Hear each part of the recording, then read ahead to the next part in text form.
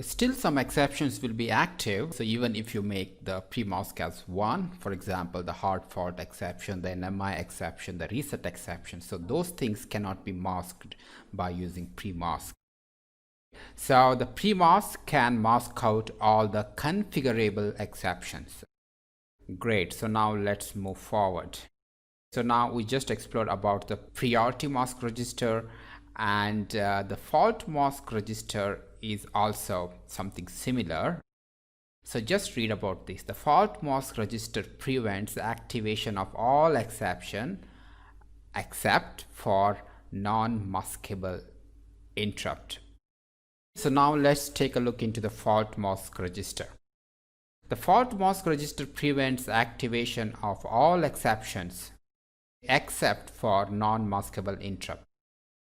And the bit assignments are, again, only one bit is usable, and if you make this bit as 1, it prevents the activation of all exceptions except for NMI. So what's the difference between the fault mask register and the PRIMASK register?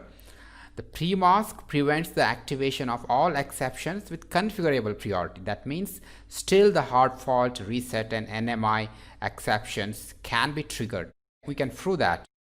So here, after setting the PRIMASK, okay, you saw that you couldn't able to generate the watchdog interrupt, isn't it? But you can generate the hard fault exception. So let's try that. So what I do is I just try to jump to some invalid address. So let's see what happens. So I'll just define one function pointer here, and I just initialize that to some address, let's say 000000001 or 2. Great, so now I'll just try to dereference that pointer. So that means I try to jump to that address in order to execute instructions placed at this location, but there are no valid instructions are present and processor generates some exception. Let's see how this works. All right, so now let me compile, download. Yes, the PRIMASK is actually set to 1. So now I'll come here. Great, so now I'll try to jump to this address. Let's see what happens. I'll just do a single step. Here you can see the hard fault exception still triggered, right? Even though the PRIMASK is 1. So, but that will not happen if you use FAULTMASK. So now what we'll do is, here, instead of PRIMASK, I will make it as FAULTMASK. So this is the API to set the value of the FAULTMASK, and let's set it to 1. And I'll just comment this out, and let me just compile this. Okay, and let's download this code, and so let's see how this works. Just observe the fault mask register here, and the fault mask is set to 1. So in the case of PRIMASK, when we dereferenced this address, we actually got a hard fault exception, isn't it? So but in this case you won't even get that. So let's remove this and put a breakpoint here, and let's remove this and let's hit enter and stop it. And here you can see that you actually didn't get the hard fault exception, isn't it? So that means the fault mask register even masked out the hard fault exception of the processor.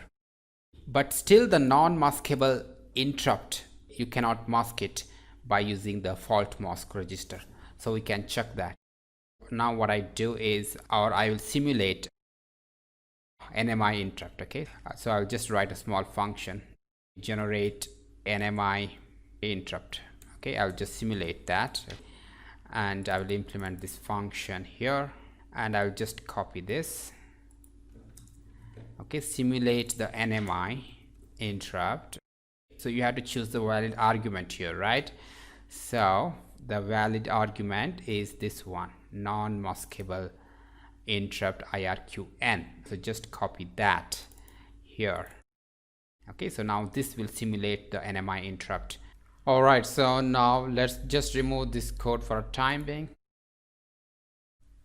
Great, so now let me just keep a breakpoint here, and I will also keep a breakpoint here. Great, so now let's compile it, download it. Okay, and let's see how this works. So the fault mask is currently 0, and now it is made as 1. And now let's get into the generate NMI interrupt code, and okay, let's remove this breakpoint and let's hit run, and let's hit stop, and you can see that we are actually not trapped in the NMI handler. Why is that? That's interesting. I think we have to debug why the NMI interrupt is not triggered. Alright, so I found out the answer for that. So you cannot use NVIC related KIMSYS APIs in order to handle the system exceptions of the processor. Okay, so these are only for the external interrupts or IRQs. So don't worry, okay, these things will confuse you for the time being because we have not discussed yet, right? So you will come to know as we make a progress in the course when we touch the interrupts as well as the exception related topics. Now, because take a look into the implementation of this API, so which is defined to this one, and here if this argument is greater than 0, then only it will enter into this code block. Okay, otherwise it will just skip this if, right? So take a look into the value of this argument. This is actually -14, so that's a negative value. So these two APIs will not have any effect. So because these are only to handle the external interrupts of the processor. Okay, so that's why I cannot use this. So I'll just remove this. And so this is the right way of enabling the or simulating the system exception. What I actually do is there is something called system control block, and in that I access the ICSR register, and in that I append the NMI bit, okay, of this register to simulate that interrupt. Great, so now let's check. So I'll just keep a breakpoint here and I'll just compile this first, okay, and I'll just download and let me hit run. Yes, I came here, and now let's go to the NMI interrupt function, generate NMI interrupt function. I'll just come here, and now this line of code will actually trigger the NMI interrupt. Okay, and let's see whether we will get trapped in the NMI handler or not. I will just hit run, stop, and you can see that we actually trapped in the NMI handler even if the fault mask is set to 1. Okay, so that means fault mask cannot mask out the NMI exception.